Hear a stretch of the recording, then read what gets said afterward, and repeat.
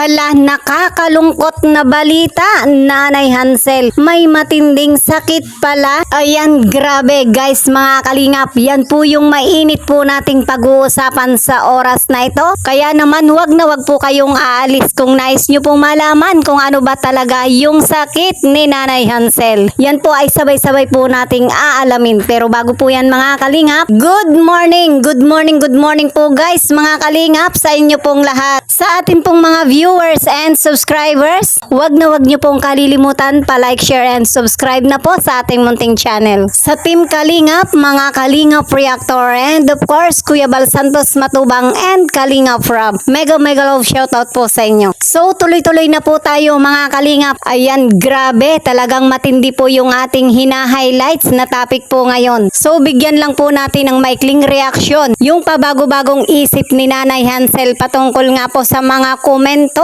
na talagang kung mapapansin po natin talagang iba-iba yung pumapasok sa kanyang utak. Ano nga ba yung utak mayroon si Nanay Hansel? Guys mga Kalingap, ang reaksyon po natin ito ay ayon lamang, base lamang po sa mga kaganapang pinaggagawa ni Nanay Hansel. Tayo po mga Kalingap ay walang intensyong masama para kay Nanay Hansel. Yan po ay bibigyan po natin ng diin yung kanyang mga pinaggagawa. Hindi lamang po yung kanilang mga sarili ang pinaglululoko po nila, maging yung kanilang team Guwapa, ang team Kalingap at sino pa yung kanyang mga pinaglululoko. Maging tayo nga pong mga viewers ay talagang pinaglululoko ni Nanay Hansel sa kanyang mga pahayag. At dahil dito mga Kalingap ay talagang masasabi nga po natin, malaki yung tama ni Nanay Hansel sa kanyang utak.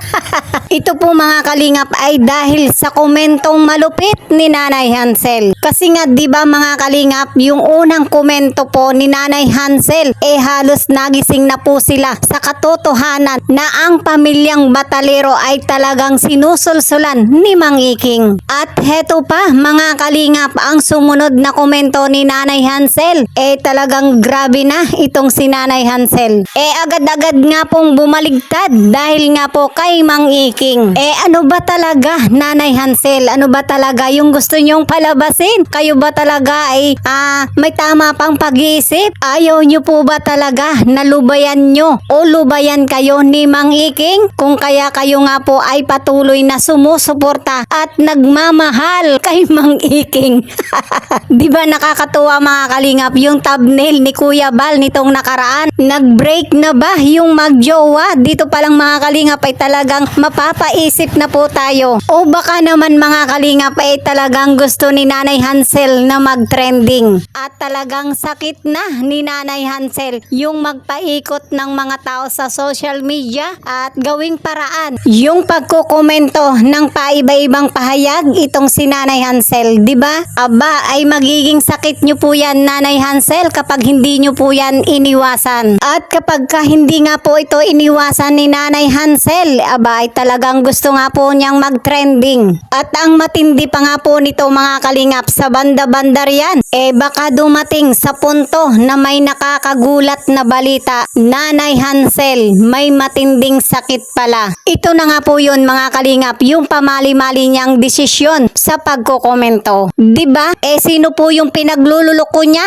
Di yung sarili niya. So, gets nyo po ba ako guys mga Kalingap? Sang-ayon po ba kayo na si Nanay Hansel ay may matinding sakit sa pag-iisip kung hindi po niya titigilan ang pamali-mali po niyang desisyon sa pagkokomento? Ayan, just comment down below mga Kalingap. At dahil po dyan, ang hindi nga lang po alam ni Nanay Hansel sa kanyang mga pinaggagawa, patuloy lamang po niyang binibigyan ng content ang mga reactor. Diba? Na ang totoo nga po nito sa pinaggagawa ni Nanay Hansel, patuloy lamang po siyang pinagpepestahan sa social media, maging si Viancy at ang kanyang pamilya. Talagang walang kaisip-isip kung ang ginagawa po nila sa kanilang mga komento nag-a-apology po sila, baka naiintindihan pa po sila ng mga taong pinaglululoko nila. Diba? Nakakainis, diba? Para sa akin mga Kalingap, mali po yung kanilang ginagawang pagpapatulpo. Dapat ang ginawa nga po nila